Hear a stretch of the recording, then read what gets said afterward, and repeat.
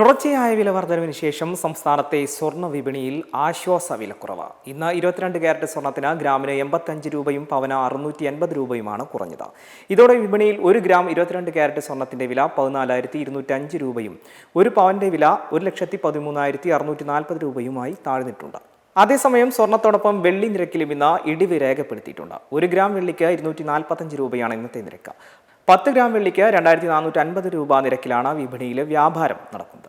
കഴിഞ്ഞ ദിവസങ്ങളിൽ ഉയർന്ന നിരക്കിൽ തുടർന്ന സ്വർണ്ണവില വ്യാപാരികളെയും ഉപഭോക്താക്കളെയും ഒരുപോലെ സങ്കീർണമായ അവസ്ഥയിലാക്കിയിരുന്നു. ചിങ്ങമാസം ഉൾപ്പെടെ പ്രധാനപ്പെട്ട വിവാഹ സീസണുകൾ ആരംഭിച്ചതോടെ കുറഞ്ഞ വില സാധാരണക്കാർക്ക് താൽക്കാലിക ആശ്വാസം നൽകുന്നുണ്ട്.